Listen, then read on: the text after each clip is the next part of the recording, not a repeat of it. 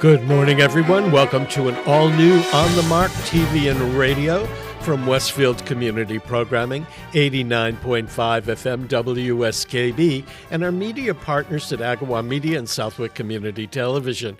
I'm your host, Mark Auerbach, and today we are chatting with Scott Gullett from Highland Valley Elder Services, and this organization has representatives of the organization have been on the air here before. They provide a variety of services to seniors in Western Massachusetts, including Greater Westfield. And one of the things we're going to chat about today is money management if you're a senior. And a lot of you know that if we have elderly parents or relatives, the older they get, the more difficult it is for them to deal with the new technologies that are involved and possibly just to remember numbers and to do their taxes and to do banking, which is primarily online now and not going into the bank and seeing a teller. And it can be very confusing. Well, there is a great program here which helps volunteers become adept at counseling and working with elders. So, Scott, it's nice to see you. Thank you for having me. It's great to be here. So talk a little bit about the program that you manage there. Yeah, I am the money management program supervisor at Highland Valley, and my main role is to help elders in the communities we cover to make sure they're managing their money properly, making sure they're budgeting their money, making sure bills are being paid.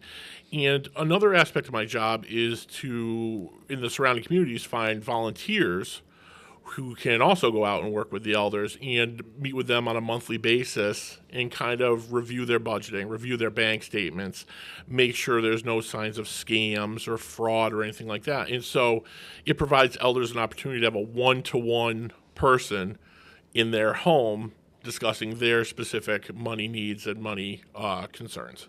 What are the biggest problems that seniors face in dealing with their money?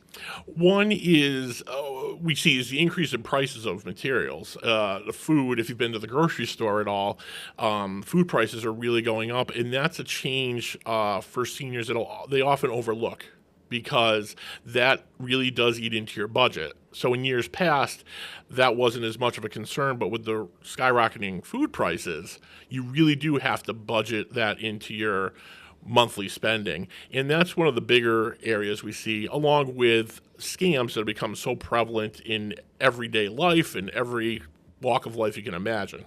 Yeah, we were talking right before we went on the air about scams, and they seem to be hitting constantly. We have an IT program at Westfield Technical Academy, and some of the students there work with folks at the Westfield Adult Center, and one of them came on the air with me 2 or 3 weeks ago and said that when he talks with older people, it's helping them identify a scam. And we actually talked about one that had happened to me. I got a text from my bank asking me if I wanted to authorize that $800 that was going to be taken out automatically.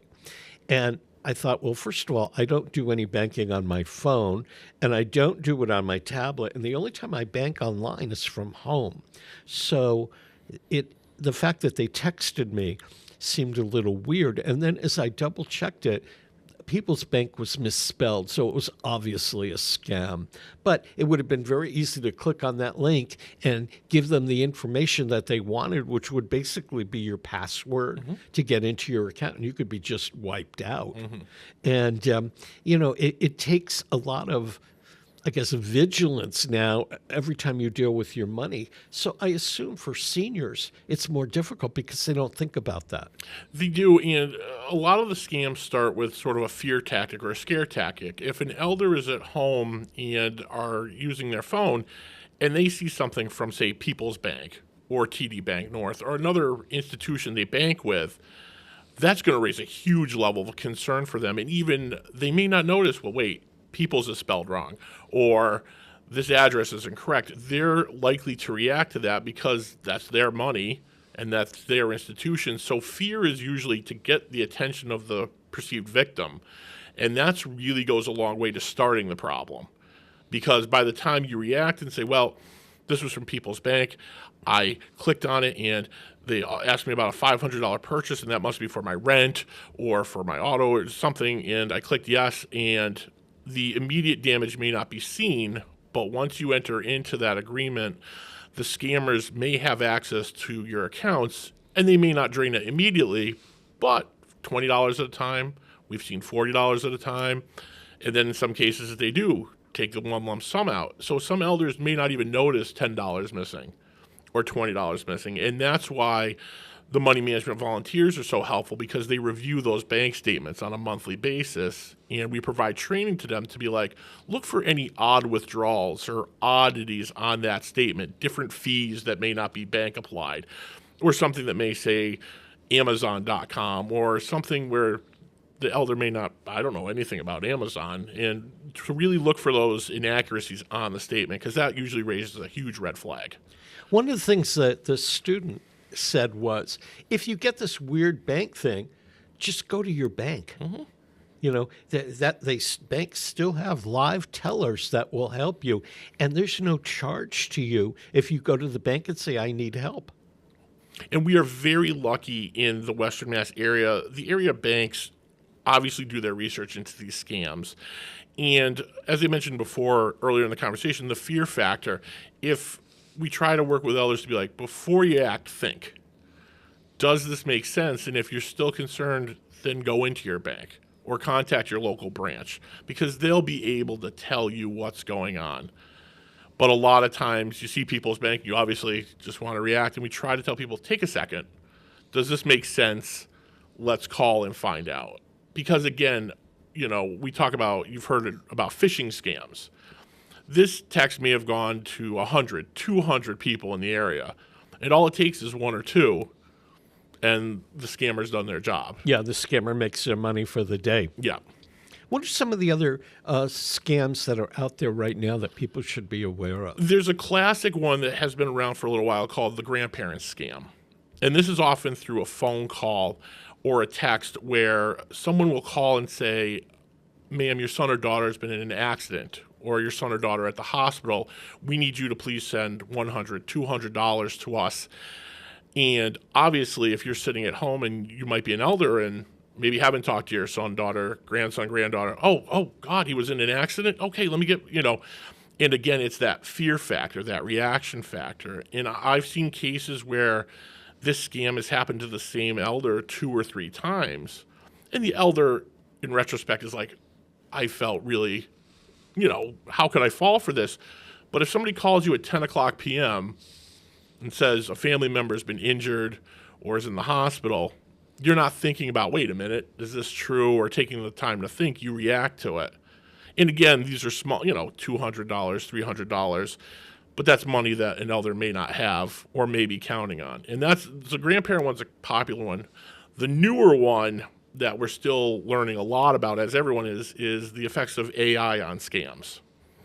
And so, when you tell an elder, if somebody calls, just don't take the call. But someone will say, hello, no, I'm not interested, and then hang up. And that voice is just enough for someone with the technology and the ability to format your voice into a long, drawn-out conversation. So they will take that video recording and call a bank and say, hello, this is Mrs. Such and Such. And then the bank will call and say, Mrs. Smith, did you authorize, just checking on this, we authorized that payment that went through, and the elder may not have any idea.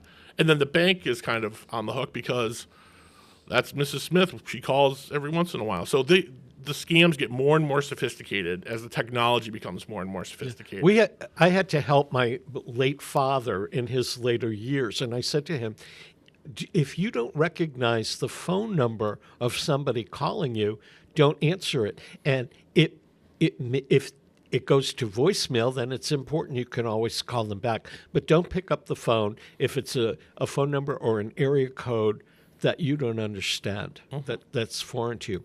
So there's all these scams out there. Plus, as you get older, you don't work with technology as well. The new iPhone comes out and you're not sure how to use it and all of that. What do your volunteers go in and work with the seniors one-on-one?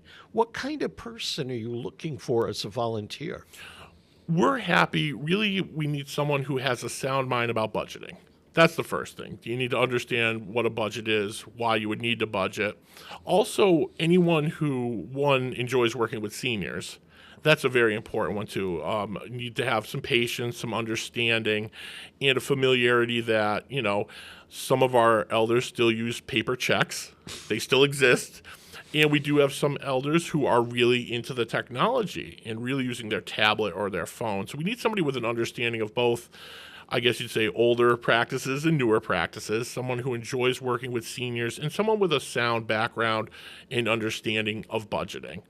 Retired bankers, retired attorneys, we have retired auditors working for us as volunteers, and just someone with a sound mind who wants to give back to the community and really help seniors, stay where they are, have money for food, and, just really help them out. Because for every person we help out, we often think that there are probably 5 or 10 folks who are being scammed left and right and don't have that extra level of protection. Once they've come to you, and we should probably say, how do they connect with you if they're interested? Oh, if they're interested in becoming a Highland Valley Money Management volunteer, they can just reach out to Highland Valley Elder Services, or they can call me at 413-582-9313. And that's my direct line, and I'm happy to talk to them about it. Yeah, give it again. It's a 413-582-9313. Okay, so they connect with you and you decide you're both a good fit. What kind of training do you provide for them before they go into the home? Before we go into the home, the first thing we do is we meet one-on-one and we go through the training that is provided by the state money management program. Massachusetts is a great state in that they came up with this plan back in the 90s to help out seniors. They created a money management program, and there are 17 or 18 agencies across the state that have this program. And so we take the training that the state provides and we give it to our volunteers. And it runs the gamut of scams, what to look for on bank statements, things to notice about an elder. When we see our elders day to day, they're usually very pleasant, very happy to see us. And we ask our volunteers to be like, if you go out and the mood is different, or somebody cancels a lot, did something happen? And that's where it gets a little more into, was there a scam or is something else afoot? And we teach the volunteers to be like, if you recognize any issues and you maybe can't figure it out, to please contact myself, and I'll contact Highland Valley also has a protective service agency department that helps, look at deeper issues, maybe scams or abuse, whatever may come up. But our volunteers are trained on all the aspects of money, the scams we have research in. And then the process after that is we go out and meet the senior and see if they're a good match and relate. One of my most recent matches was they both had an interest in costume jewelry. So the two of them sat at the kitchen table, talked about costume jewelry while I sat there and I was like, well, this is interesting. Yeah.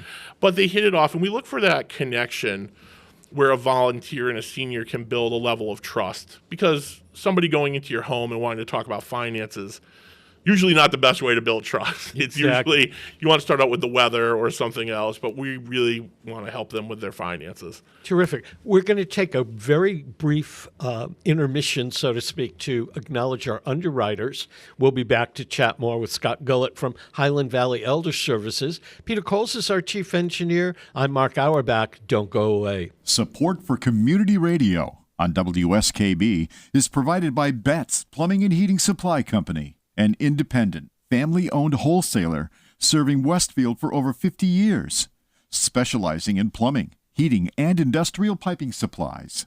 On the web at bettsplumbing.com or at 14 Coleman Avenue in Westfield. Listen to me, Michael Buster McMahon, Mondays 8 to 10 a.m. to learn the stories behind your favorite songs. Or don't. I'm not the boss of you. Community Radio 89.5 WSKB. Live from Studio 120 at Westfield Technical Academy, this is WCPC Channel 15 at 89.5 FM, WSKB Westfield. Welcome back to On the Mark, everyone. I'm Mark Auerbach. Peter Coles is our chief engineer today. If you've missed a part of today's program, or you want to share it with your friends or watch it again, it's archived on YouTube under WSKB Community Radio. My guest this half hour is Scott Gullett from Highland Valley Elder Services, which provides all kinds of services to seniors throughout Western Massachusetts, and they are very prevalent here in Westfield. And Scott manages a program where volunteers help elders with their money management. You know, before you said that you provide some training and then try to make sure that the volunteer and the senior are the right match.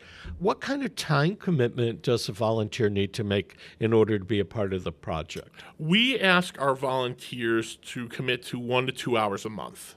And we allow the elder and the volunteer to work out their schedule, whether it's early morning, afternoon, Monday through Friday during the month. And we usually ask the volunteers to give an hour or two a month to meet one-on-one with the elder and kind of review, the bills, the budgeting, make sure the bills are paid, and then schedule for the next month.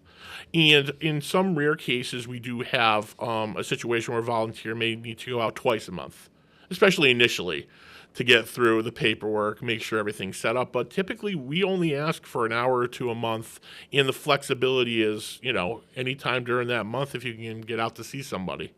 Now, you say helping them balance their checkbooks and being aware of the fact that food costs are going through the roof. So are utility costs and internet and everything else. What do you do when a senior is getting tapped at the top of their budget? Can your volunteer help them scale back? Yeah, what we do is ask the volunteer to really take a look, and they reach out to me with any real concerns. They may say, her electricity was $500 this past month, and that's going to put her over budget. And we may look at the companies if they have elder programs to protect the elders. Make sure there's a shutoff notice so nobody goes without heat or electricity, especially during this time of year. It's crucial. Yeah. And other things we may have to look at, bills that are on the rise, like cable bills. Everybody talks about how high the price of cable is. We may have to look at different cable plans for the senior. Or, again, with food prices, there are different programs that elders can apply to get assistance with food if needed. We really ask our volunteers to take a look at the land of that budget and really make sure that nobody is scraping by or underwater, because it can snowball into a real large effect as month and month go by, because many elders are on a fixed income and every month they get their Social Security and that has to last the month. So it's really a crucial thing that the volunteers understand, what we've got to work with. And then you have the social services people within the agency that can say, wait a minute, we can apply for this, or they're eligible for food assistance or whatever. Yeah, and I do a lot of that myself and will help folks apply for either fuel assistance or food stamps or a lot of the utility programs do have discount rates that elders can apply for. And it really is just enough to help them get through the winter months. Because right now, this is a unique winter. It's cold and we had snow, unlike winters of the past. Well, we really haven't had any snow to speak of, but it's been unbelievably cold. Yeah, this has been a big difference this year, especially January. And January it's a long month to begin with, but it seems like it's been cold since day one of January. And this is where oil tanks get tapped down, and folks are, I've turned the heat down to 60 or 58, and then you have to worry about pipes bursting, and they can lead to bigger problems. And so providing folks with fuel assistance, and even if they get a month or two where they don't have to worry about paying because fuel assistance covers it, that can make all the difference in a person's life. How many clients are you able to serve with this program at this time?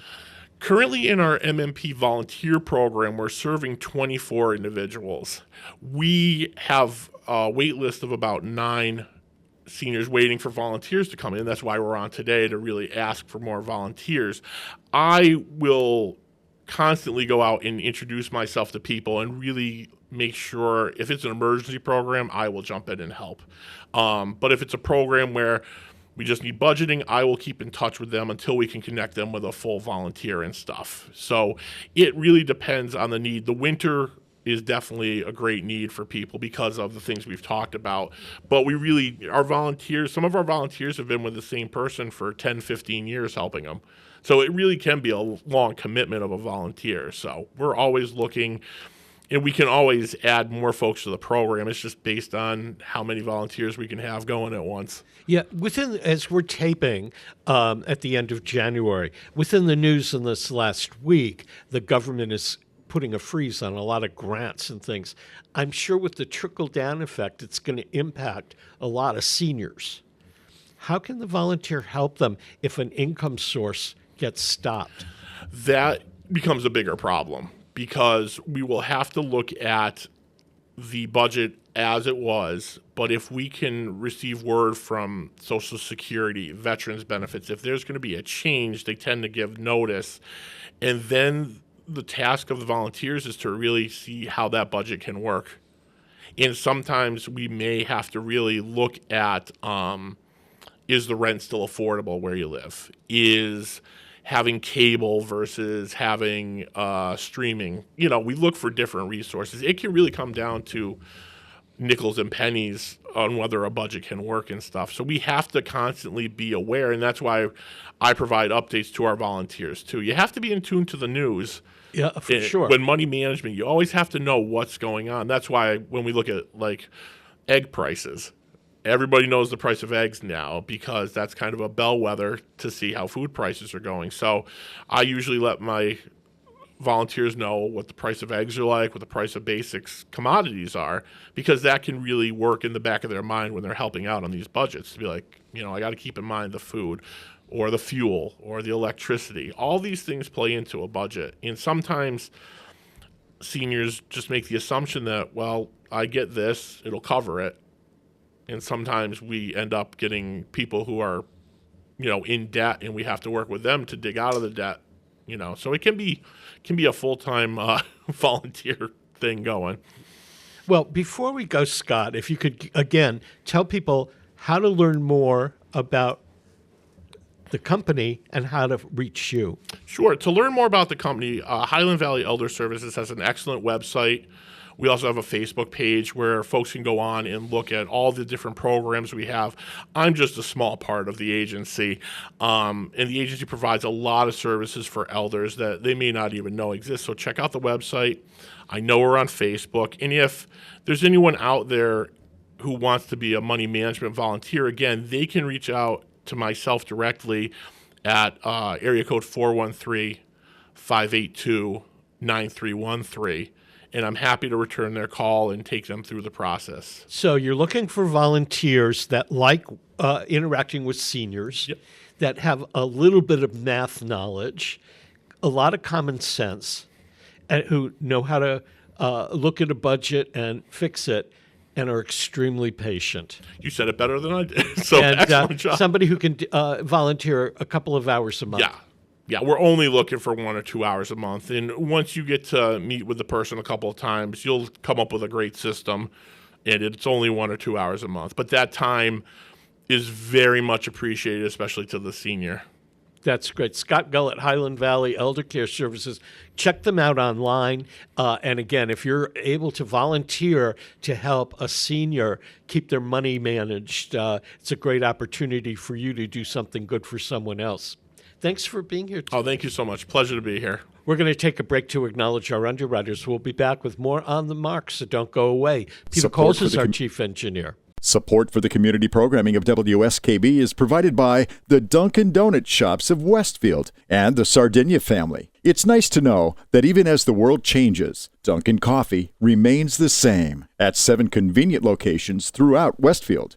Support for community radio on WSKB is provided by Betts Plumbing and Heating Supply Company, an independent, family-owned wholesaler serving Westfield for over 50 years, specializing in plumbing, heating, and industrial piping supplies.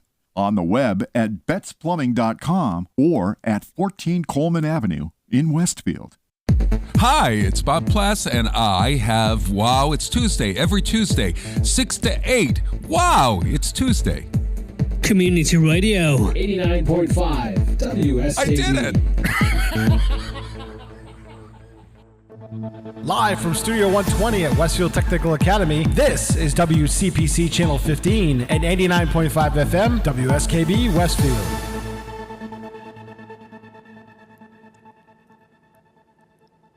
Welcome back to On the Mark, everyone. I'm your host, Mark Auerbach. Peter Coles is our chief engineer. If you've missed a part of today's program, or you want to watch it again or share it with friends, it's archived on YouTube under WSKB Community Radio. We're waiting for our next guest to arrive.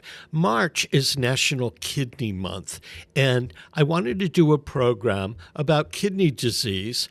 And that's what we'll be doing this with Dr. George Ferris. He is a nephrologist in Springfield. He deals with kidney disease. He's been on this program before, and I'm always glad to see him. Welcome, Dr. Ferris. Good morning, Mark. How are you? I'm good. How are you doing? Very good. Thank you. Well, March is National Kidney Month, and a lot of people are susceptible to kidney disease or may have it and not know that they have it. And once you get it, it can be managed, not necessarily cured, but early detection and early management of it is for the best outcome. How does somebody know they have kidney disease?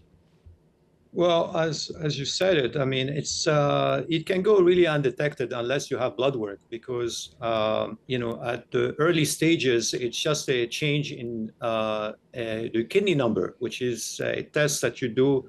Your primary care does it quite frequently if you go and see your primary care. So you would not know you have chronic kidney disease or kidney disease unless you have done blood work. So at the very beginning, in the early stages, there are no really major symptoms. So it's unlikely that it will be reflected in your everyday life by any symptom. Later on, when things get complicated at more advanced stage, yes, it would probably have some effect on your overall health. But I would say if someone is diabetic, someone has hypertension, which are the most common risk factors, if you will, or any family history, it would be reasonable actually to make sure that, that we get tested for it. So you go and you go and have some blood work done by your primary care doctor, and he sees that whatever you're testing for is out of line, and he sends the patient to a nephrologist like you. How do you begin to manage that kidney disease so the person can go as long as possible without a transplant or dialysis?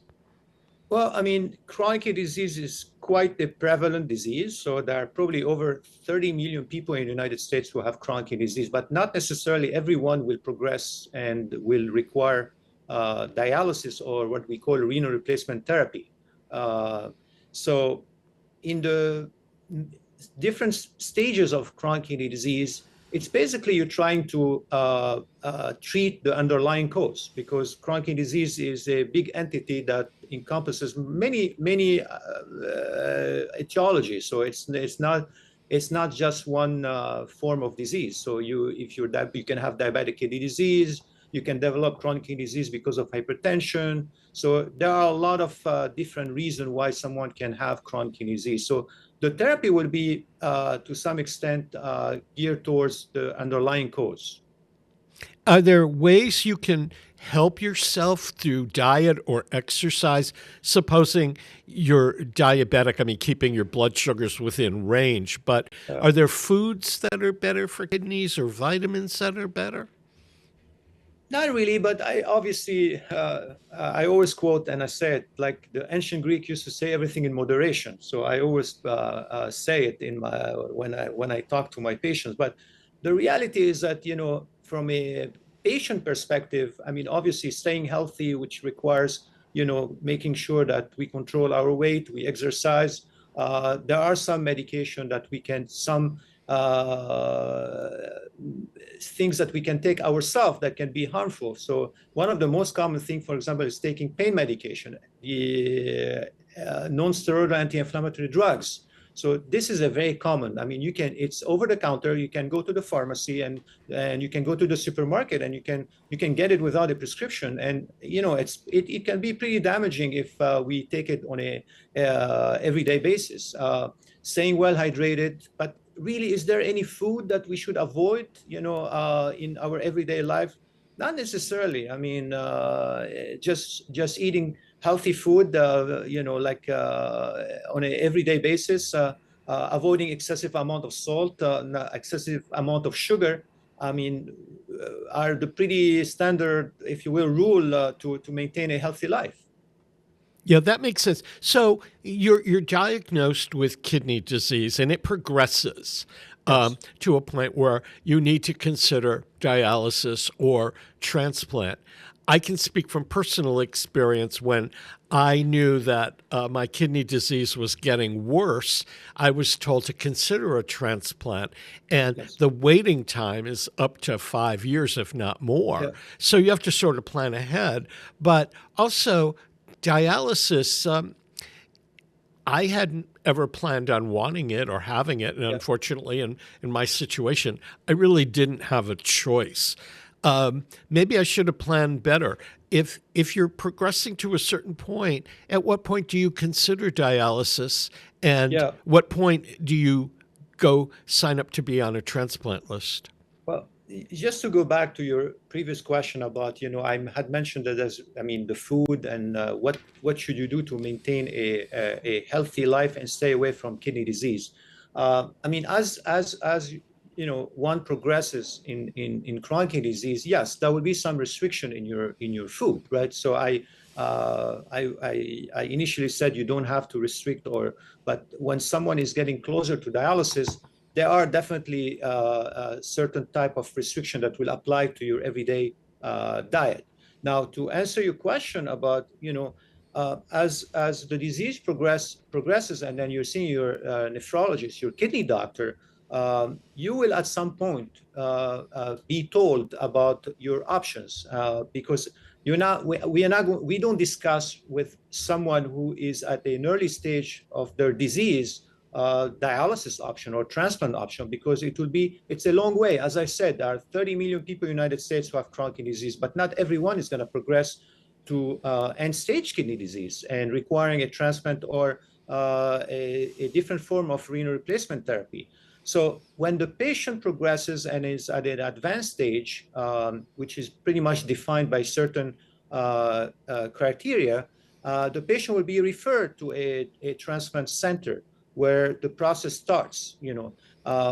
Now, in terms of dialysis option, usually what we do is that when we feel that the patient is also approaching that end stage, we will have them go through what we call a class, a chronic kidney disease class, where the patient is exposed to a different type of therapy. So they can see with their own eyes, they can speak, with the nurses, that they can actually get educated about what exactly it entails, because there are different forms of renal replacement therapy, and the patient will have to make their choice. So the process is usually happening towards in the later stages, not at an early stage. And can you explain to the general audience what dialysis does? Yeah, so just, to say it in few words, that, basically the dialysis replaces what the kidney cannot do.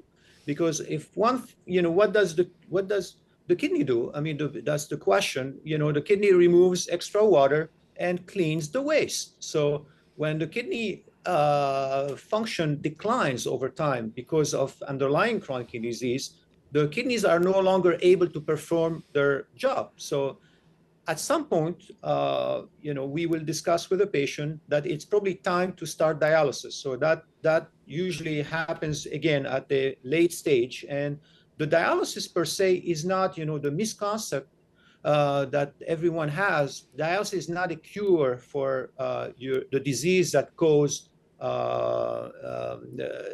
the decline in the kidney function. So it's not a cure, but the dialysis will replace what the kidneys are not able to do, which is removing extra water and cleaning the waste.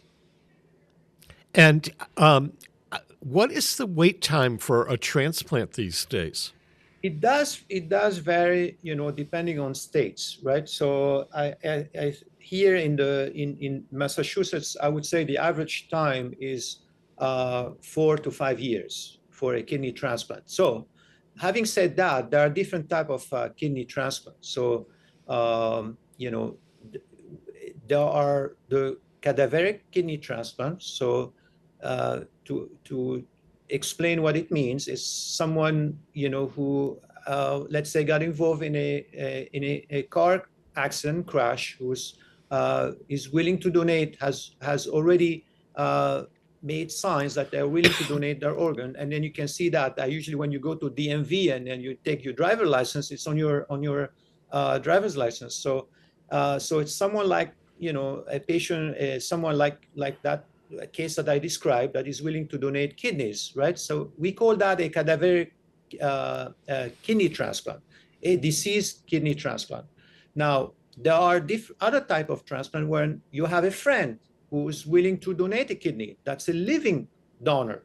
Or so it can be an unrelated or related donor. So it can be someone from your own family, that's a living related donor, and it can be a friend. It's a unrelated living donor. So that will actually speed up the process, because if you do have a living donor, then your waiting time is no longer going to be 4 to 5 years. It will require that the patient, obviously, to get to the transplant, we want to make sure that the patient is healthy enough to sustain a surgery, and the same apply to the donor. So both the recipient and the donor will go through a careful examination and testing to make sure that they are, they can sustain the surgery and it's viable, right? So it will take probably, I would say, 6 months to 1 year to reach that stage. And then, if you're lucky enough to get a transplant, what is the lifespan of a kidney that's been transplanted? I mean, the life, the expectancy, the prognosis is extremely well. So one can say that at 1 year, it's over 95% survival rate. So it's a great option.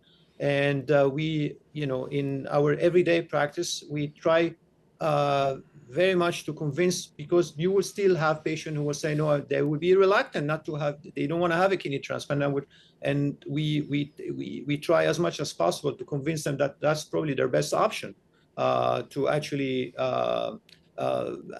conduct a normal life and not to have to do dialysis. Having said that, I'm not saying that dialysis, I have had patients who have been on dialysis for over 2 decades and have done extremely well. And I'm sure if I went to ask them, they would say, no, I'm happy the way I am. But that's it. That's the exception. I'm not saying that this is a common rule, but literally, I mean, we try to convince everyone to get a transplant, a kidney transplant. We should probably throw in a little item here. It is very easy to be an organ donor. All you need to do is to go to the registry of motor vehicles, or when you renew your driver's permit, and you probably can do it online, is to say that you want to be a donor if anything happens to you. And not only your kidneys, but your liver and your eyes and other body parts can save another life. And once you're passed away, you don't need your kidney or your heart or your lungs or any of that. So the best thing that you in the public can do to help somebody with kidney disease or liver disease or who's going blind is to become an organ donor. There's no cost for you to do it. There's no cost to your family after you pass away. And the easiest way to make that happen is to go to the registry of motor vehicles in whatever state you're licensed and have an organ donor certification added to your license. And again, it doesn't cost any money. And if you're in Massachusetts, just go to the registry online portal and you can make that change, and you really can provide life to someone else. Dr. Ferris, what if you are in need of a transplant and you have a friend who wants to donate their kidney to you and the kidneys are not a match? Is there some kind of exchange program where your friend can donate a kidney and they'll find somebody with a kidney that's good for you? Absolutely. So, even if the donor and the expected recipient are not matching, that does not preclude proceeding with a transplant, because what happened is that potential donor can donate the kidney to someone else, and that will do a three-way swap. So, absolutely, this is correct. Even if the donor does not match with the recipient, that should not preclude your chances of getting a transplant down the road, because you have provided a donor to someone else. Is there, if you are a donor, is there any cost to you, or does the hospital pick up the cost of you donating a kidney? I'm not an insurance person, but I mean, obviously, it will probably fall in the same category as it will be picked up by your insurance. And but again, I can't comment in full detail about it, because I'm not an insurance person. But if I don't think there's any cost that the donor will have to pay out of pocket just because they're willing to donate kidney. But somebody could find out the answer to that if they called a transplant center. Correct. Yes. So in general, when you actually are in the at the starting block, you're starting your transplant journey. You meet with a team. You meet with the social workers, the nurses, the financial counselor. So everything will be pretty much laid out in a clear way. So there is no confusion about it. So this is the beginning of the process where you have to meet the team. So definitely, it's not going to be a mystery that will be unveiled later on during the process. So whether it's the donor or the recipient, they will actually have a full explanation of the financial implication. If you know that you need a kidney transplant, are there a choice of hospitals that you can go to? Is it is it a routine type of surgery, or are there certain hospitals that do it and others that don't? Yeah, not all hospitals conduct a kidney transplant. There are a lot of transplant centers around the country, and here in Massachusetts. With your nephrologist, when you are approaching the stage that you need to be considering dialysis or renal replacement therapy, you will be referred to a transplant center that is available around you. Obviously, for convenience, I mean, you can. It's highly unlikely that you want to, if you reside in Massachusetts, to be applying to a kidney in a different state, because I mean it makes everything complicated. But having said that, you can still do it. But in general, patient would actually prefer to actually be referred to a transplant center that is nearby, because it will involve conducting a lot of testing and meeting your transplant team, and it will facilitate the process if you are doing it locally. That makes sense. We're going to take a quick break to acknowledge our underwriters that make programs like this possible on Westfield Community Programming and its network. And then we'll be back to talk more with Dr. Georges Ferris.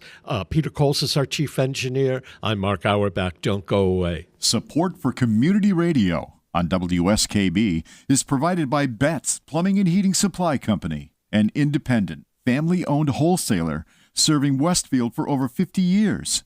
Specializing in plumbing, heating, and industrial piping supplies.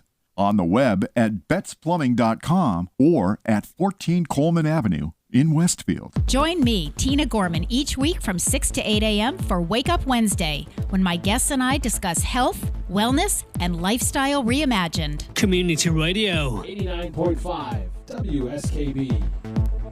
Live from Studio 120 at Westfield Technical Academy, this is WCPC Channel 15 and 89.5 FM WSKB Westfield. Welcome back to On the Mark, everyone. I'm your host, Mark Auerbach. Peter Coles is our chief engineer. If you've missed a part of today's program or you want to watch it again or share it with friends, it's archived on YouTube under WSKB Community Radio. We're chatting this half hour with Dr. George Ferris, who is a nephrologist or a kidney doctor in simplistic terms, who is here in Western Massachusetts. And I've got to say, in a note of transparency, he's my kidney doctor, and I feel very fortunate to have him as part of my healthcare team. Dr. Ferris, there are different kinds of nephrologists. When you start going to, when you are told that you need to see one, you see one kind, and then when you get onto dialysis, you see a different doctor, and then one who actually coordinates and does the transplant, and then one afterwards. Are there different specialties within kidney disease, or it's just the way it's administered? Well, I mean, I think there are three types of nephrologists. So the nephrologist that everyone knows, the kidney doctor, that would deal with every single aspect of kidney disease. But when you are in the process of getting a transplant, you will probably meet and eventually deal with a transplant nephrologist, which is a specialty that you do after you have completed a training in nephrology. So it's an additional training.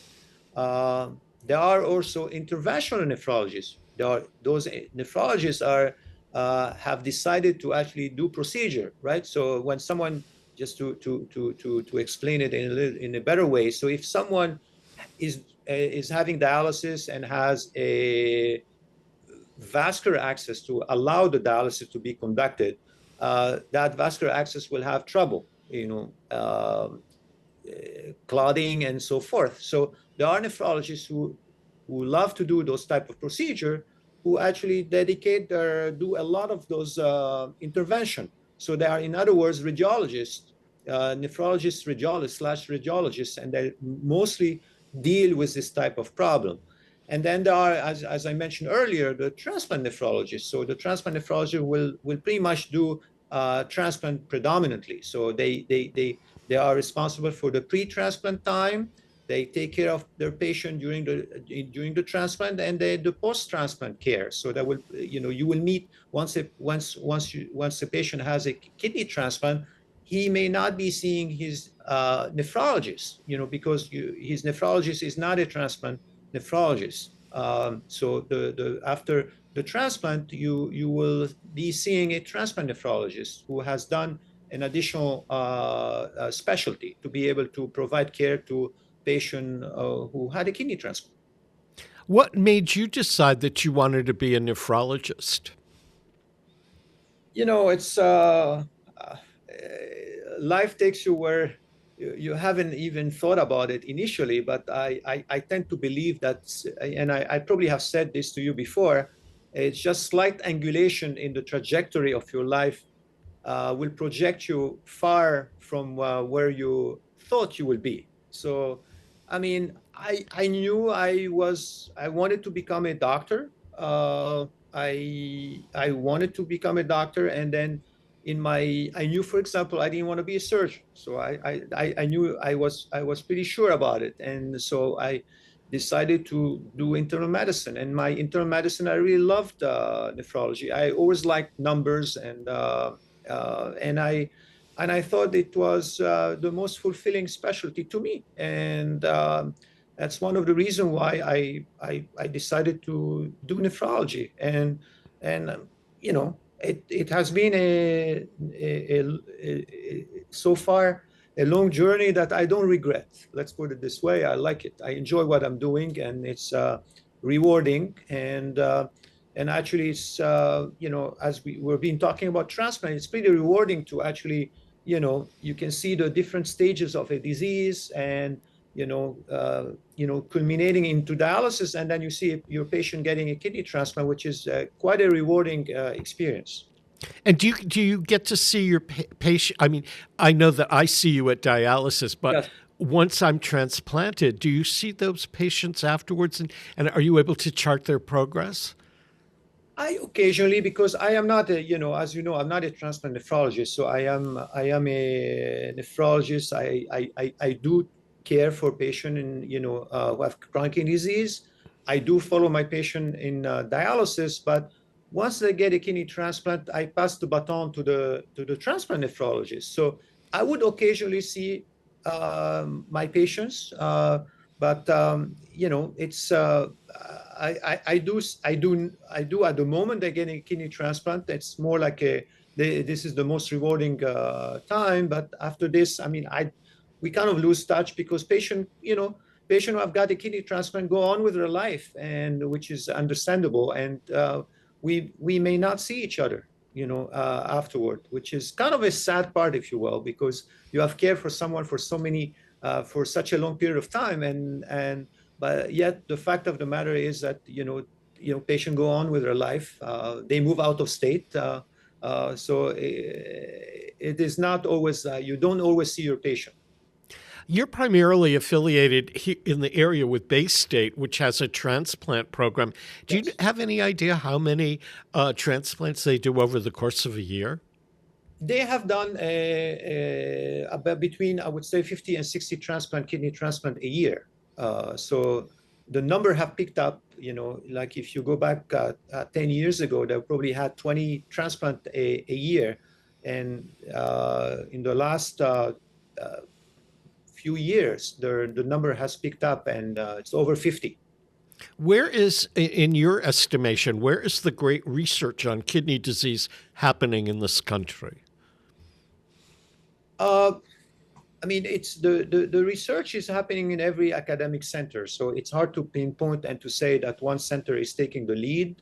And it's kind of not so much difficult to actually find out. I mean, if someone is really want to find out about where is the research being conducted, you can go to NIH, the National Institute of Health, and you can see where because in the National Institute of Health you have a full department for kidney disease, and they fund a lot of research, and you can see where the funds are being allocated, which university is actually taking the bulk of the research. So academic centers tend to actually conduct research, so they get funded by NIH, which is the government funding, and this is where most of the research is happening. Is kidney disease prevalent throughout the world in different cultures based on how different cultures eat and exercise? Absolutely, but it's a disease that is very prevalent. So, as I mentioned before, there are probably 30 million people in the United States who have chronic kidney disease. There are several hundred million patients with chronic kidney disease around the world. So this is a very prevalent disease because of, you have to think that 30% of chronic kidney disease is due to diabetes. And diabetes is extremely prevalent. And one can argue that diabetes is a disease on the rise because of our diet, our lifestyle. Exactly.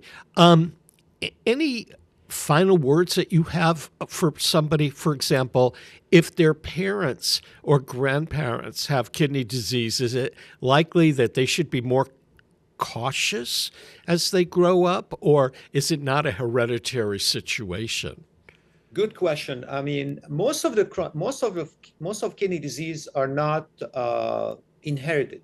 So it's not because someone in the family has chronic kidney disease that you will end up having chronic kidney disease. There are disease in the, as I mentioned, diabetes and hypertension probably account for most of chronic kidney disease, but there are diseases that are, inherited. And so if you know that someone in the family has this type of disease, at some point we need to be screened for it, because yes, there's a high likelihood that the disease will actually manifest itself. But not all. To answer your question, most of chronic kidney disease is not inherited. That's good to know. And before we end today, I want to reiterate again, anybody can be a kidney donor or a donor by just going to the Registry of Motor Vehicles online or in person and having it put on your driver's license. And you won't need your kidneys after you pass away, and you could save a couple of people's lives. So I endorse that highly. Dr. Ferris, I want to thank you for being here today. My pleasure. Thank you for having me, Mark. Okay, and we'll see you soon. And this wraps up this edition of On the Mark TV and Radio. Peter Coles has been our chief engineer. I'm Mark Auerbach. We'll catch you next week.